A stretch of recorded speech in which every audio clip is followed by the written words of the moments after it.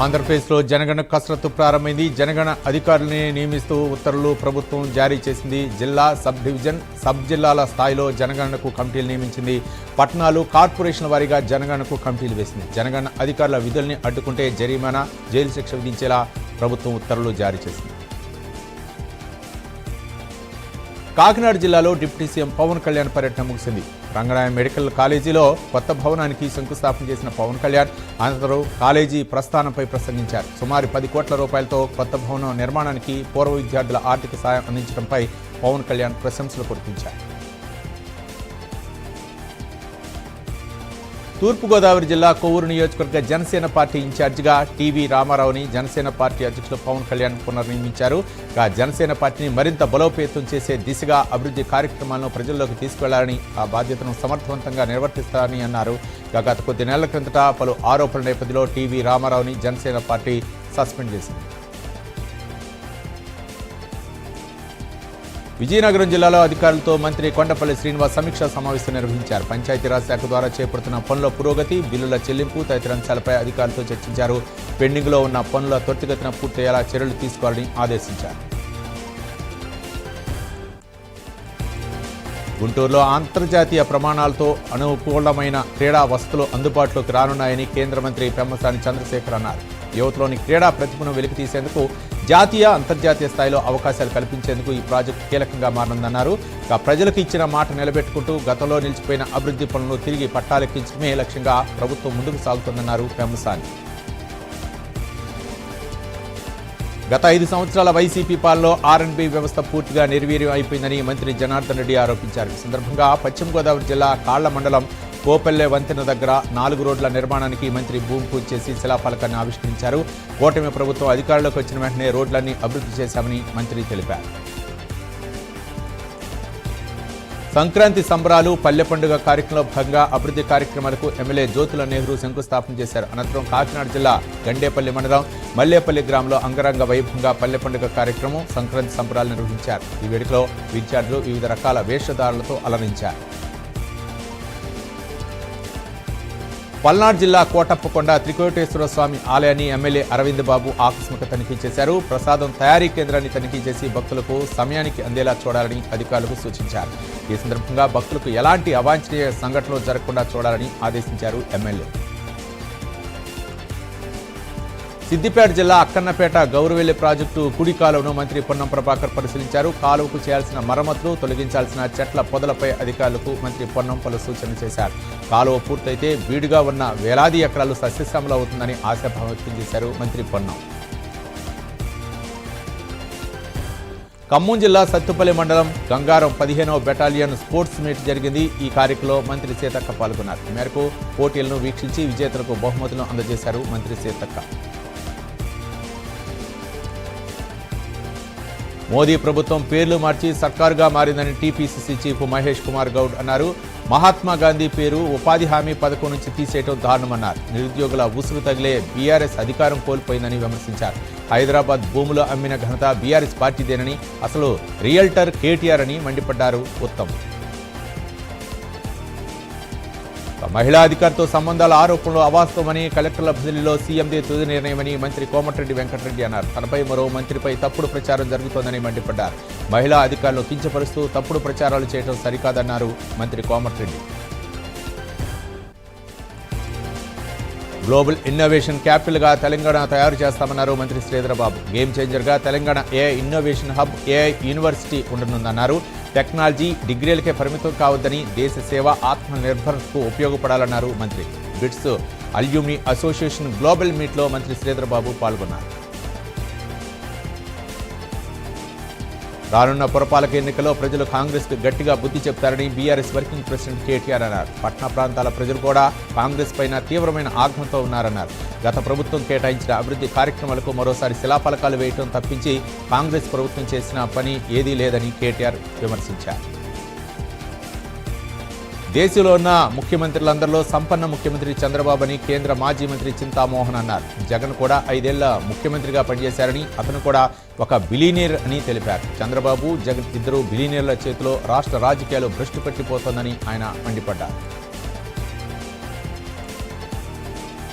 ఇప్పటి వరకు కొండలు ప్రభుత్వ భూములు కబ్జా జరిగాయని విన్నాం, చూశాం. కానీ ఇప్పుడు అక్రమార్కుల కళ్ళు నిండు కుండల నీటితో కలకళ్లాడుతున్న సాగునీటి వనరులపై పడిందని మాజీ మంత్రి సిదిరి అప్పలరాజు అన్నారు. శ్రీకాకుళం జిల్లా పలాస కాశీబుగ్గ మున్సిపాలిటీలో 59 ఎకరాల్లో జగన్నాథ సాగరం ఉంది. స్థానికులు పెద్ద చెరువుగా వ్యవహరించే ఈ తాగునీటి వనరు ఇప్పటికే 15 ఎకరాల మేర కబ్జాకు గురైందని అన్నారు.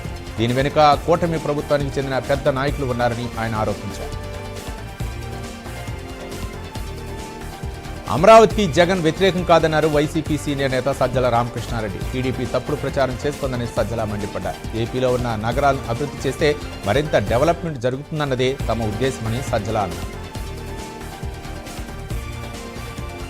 వీబీజీ రామ్జీ రేవంత్ రెడ్డి తప్పుడు ప్రచారం చేస్తున్నారని బీజేపీ చీఫ్ రామచంద్రరావు అన్నారు. మున్సిపాలిటీ ఎన్నికల్లో కాంగ్రెస్కు ఎదురుదెబ్బ తగులుతుందన్న భయంతో ఈ ప్రచారానికి తెరలేపారని విమర్శించారు. బీజేపీ రాష్ట్ర కార్యాలయంలో డైరీని ఆవిష్కరించిన రామచంద్రరావు రేషన్ బియ్యం బ్యాగ్పై మోదీ ఫోటో ఎందుకు వేయలేదని రామచంద్రరావు ప్రశ్నించారు.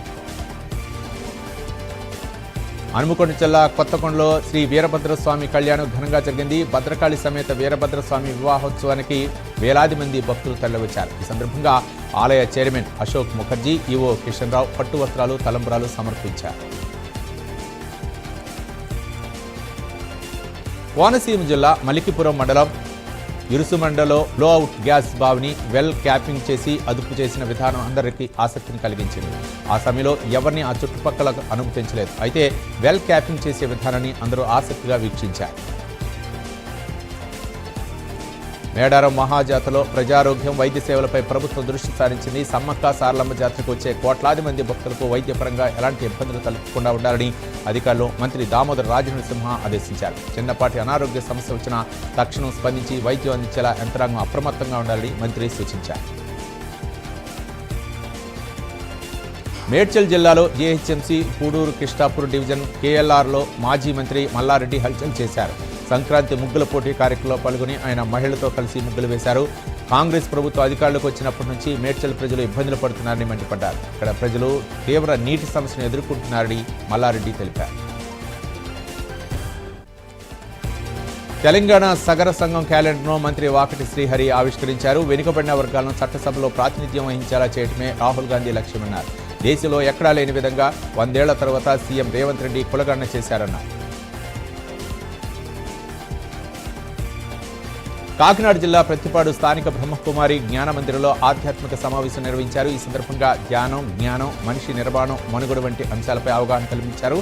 ప్రపంచవ్యాప్తంగా 133 దేశాల్లో 5,000కు పైగా ఆధ్యాత్మిక ధ్యాన శిక్షణ కేంద్రాలు ఉన్నాయన్నారు.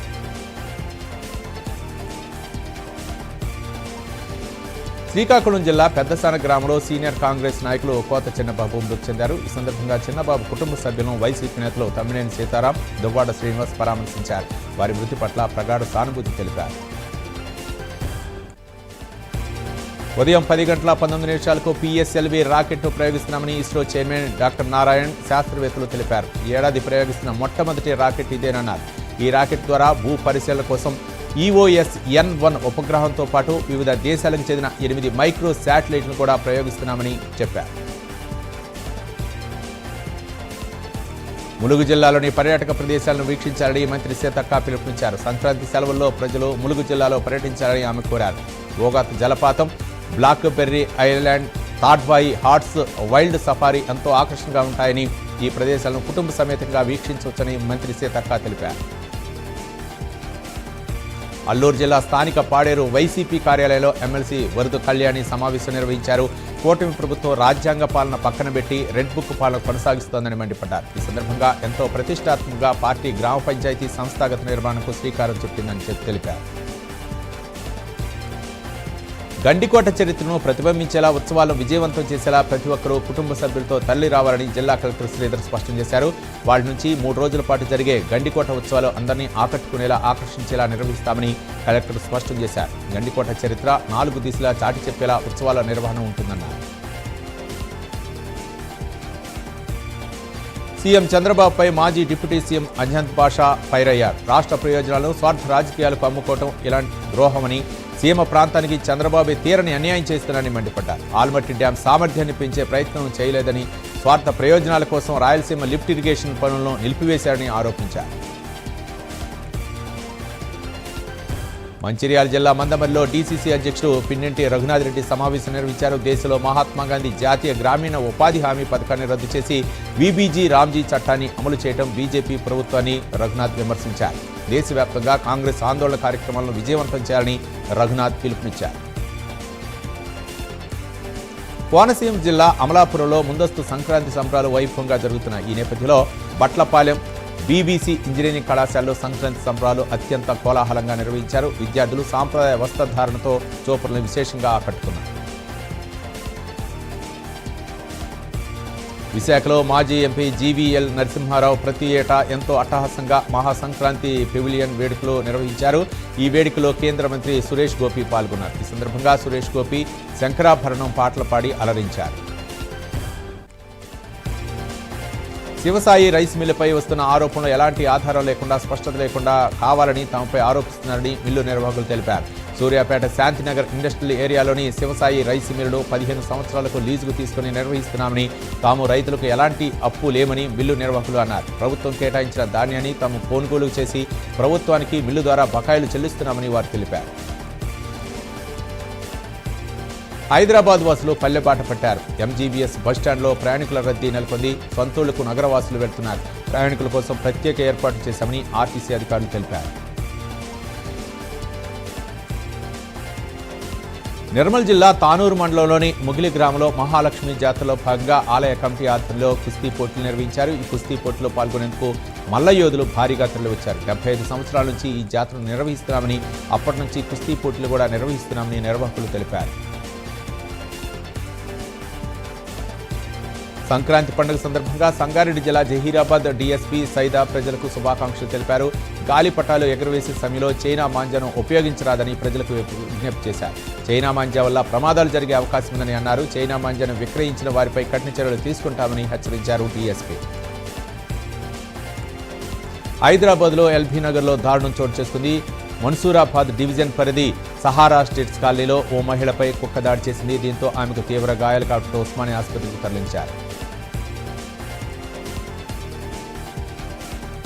శ్రీకాకుళం జిల్లా ఇచ్చాపురం మండలం ఎం తోడూరులో పోలీసులు తనిఖీలు నిర్వహించారు. రైల్వే క్రాసింగ్ గేటు వద్ద గంజాయితో పట్టుబడిన 3 నిందితులను పోలీసులు అరెస్ట్ చేశారు. వారి వద్ద నుంచి గంజాయి, ఫోన్లు పోలీసులు స్వాధీనం చేసుకున్నారు. మార్కాపురం జిల్లా బెస్తవారిపేటలో రోడ్డు ప్రమాదం చోటు చేసుకుంది. ఫ్లైఓవర్పై ద్విచక్ర వాహనాన్ని కారు ఢీకొట్టింది. ఈ ప్రమాదంలో ఒకరు మృతి చెందగా మరో 2 తీవ్రంగా గాయపడ్డారు. గాయపడిన వారిని స్థానిక ఆసుపత్రికి తరలించారు. మృతులు క్షతగాత్రులు నంద్యాల జిల్లా గాజులపల్లి గ్రామానికి చెందిన వారిగా పోలీసులు గుర్తించారు. నల్గొండ జిల్లా చిట్యాల్లో దాబా యజమాని పోలీసులు అరెస్ట్ చేశారు. ట్రక్ డ్రైవర్ని లక్ష్యంగా చేసుకుని మత్తు పదార్థాలు విక్రయిస్తున్నారు. జిల్లాలో డ్రగ్స్ అక్రమంగా విక్రయిస్తే కఠిన చర్యలు తీసుకుంటామని డీఎస్పీ శివరాంరెడ్డి అన్నారు. హైదరాబాద్లోని ఎల్బీ నగర్ పరిధిలో జీహెచ్ఎంసీ అధికారులు అత్యుత్సాహం ప్రదర్శించారు. ల్యాండ్ మాఫియాతో కుమ్మకై ప్రైవేట్ ల్యాండ్లో జోక్యం చేసుకున్నారు. కోర్టు వివాదంలో ఉన్న ఇంటిని జీహెచ్ఎంసీ అధికారులు కూల్చివేశారు. కోర్టు వివాదంలో ఉండగానే మరొకరికి ఇంటి నిర్మాణం కోసం పర్మిషన్ ఇచ్చారు. గుంటూరులో రౌడీ షీట్లకు మార్చి నిర్వహించారు పోలీసులు. రోడ్డుపై రౌడీ షీట్లు పోలీసులు నడిపించారు. వారిలో మార్పు తీసుకొచ్చేందుకే పోలీసులు ర్యాలీ చేపట్టారు. బృందావన్ గార్డెన్స్ నుంచి మదర్ తెరిసా విగ్రహం వరకు రౌడీ షీట్లను మార్చి చేపట్టారు. మేడ్చల్ జిల్లా కొర్రేముల్లో ఉద్రిక్తత తలెత్తింది. ఏకశిల లేఅవుట్లో ప్లాట్ ఓనర్లపై రియల్టర్ల అనుచరులు దాడికి దిగారు. బాధితులపై విచక్షణారహితంగా దాడికి పాల్పడ్డారు. ఘటనలో పలువురికి గాయాలయ్యాయి. ఏకశిల ప్లాట్ల యజమానులు ప్లాట్ల దగ్గర జేసీబీలతో రోడ్లు చదును చేస్తుండగా ఈ ఘటన చోటు చేసుకుంది. రైల్వే స్టేషన్ల పరిసరాల్లో పసిపిల్లలను కిడ్నాప్ చేస్తున్న ముఠా గుట్టు రట్టయింది. వివిధ రైల్వే స్టేషన్ల పరిసరాల్లో అపహరణకు గురైన 5 పసిపిల్లలను పోలీసులు సేవ్ చేశారు. కాజీపేట పోలీసులు టాస్క్ ఫోర్స్ టీం సంయుక్త ఆపరేషన్లో కిడ్నాప్ ముఠాను అదుపులోకి తీసుకున్నారు. వనస్థలిపురం ఆటోనగర్లో ప్రైవేట్ ట్రావెల్స్ బస్సులపై ఆర్టీఏ అధికారులు దాడులు నిర్వహించారు. నిబంధనలకు విరుద్ధంగా తిరుగుతూ సరైన పత్రాలు లేని 7 బస్సులపై కేసులు నమోదు చేశారు. ఆంధ్ర వైపు వెళ్లే బస్సులపై దాడులు నిర్వహిస్తున్నామని వెహికల్ ఇన్స్పెక్టర్ రవీందర్ తెలిపారు. ఎమర్జెన్సీ పరికరాలు బస్సులో ఉండేలా చూసుకోవాలని హెచ్చరించారు. అంబేద్కర్ కోనసీమ జిల్లాలోని ఇరుసుమండ్లో బ్లోఅవుట్ ఘటన సుఖాంతమైంది. మంటల్ని సిబ్బంది పూర్తిగా అదుపు చేశారు. ఎలాంటి ప్రాణ నష్టం జరగకపోవడంతో స్థానికులు ఊపిరి పీల్చుకున్నారు. ఓటమి ప్రభుత్వంలో హిందూ దేవాలయాలు హిందూ ధర్మంపై దాడులు జరుగుతున్నాయన్నారు మాజీ మంత్రి వెల్లంపల్లి శ్రీనివాస్. హిందూ దేవాలయాలపై ద్రాక్షారామంలోని కపిలేశ్వర స్వామి శివలింగం ధ్వంసానికి వ్యతిరేకంగా హిందూ పరిరక్షణ సమితి ఆధ్వర్యంలో ధర్నా చౌక్లో నిరసన చేపట్టారు. ఈ కార్యక్రమంలో వైసీపీ నేతలు పాల్గొన్నారు. ఉద్యోగాల పేరిట భారీ మోసానికి పాల్పడిన ముఠా గుట్టురట్టు చేశారు ఆదిలాబాద్ పోలీసులు. అనంత్ సొల్యూషన్, విద్యాదాన్ ఆర్గనైజేషన్ పేరుతో సుజాత ఠాకూర్, సతీష్, లావణ్య మోసానికి పాల్పడినట్టు ఎస్పీ అఖిల్ మహాజన్ తెలిపారు. కేంద్ర ప్రభుత్వ సిఎస్ఆర్ నిధులు కాజేయాలన్న కుట్రతో నిరుద్యోగులకు విద్యాశాఖలో ఉద్యోగాలు ఇప్పిస్తామని నమ్మించి ఒక్కొక్కరి వద్ద నుంచి 2,50,000 రూపాయలు వసూలు చేసినట్లు చెప్పారు. సూర్యాపేట జిల్లా కోదాడలో హృదయ విదార ఘటన చోటు చేసుకుంది. నానమ్మను మనవుడు చిత్రహింసలకు గురిచేశాడు. చేతబడిన నెపంతో 9 నెలలుగా బంధించి చిత్రహింసలు పెట్టాడు. అన్నపూర్ణ కన్నీరు మున్నీరుగా వెలిపిస్తోంది. దీంతో పోలీసుల దగ్గర బాధితురాలు ఆవేదన వ్యక్తం చేసింది.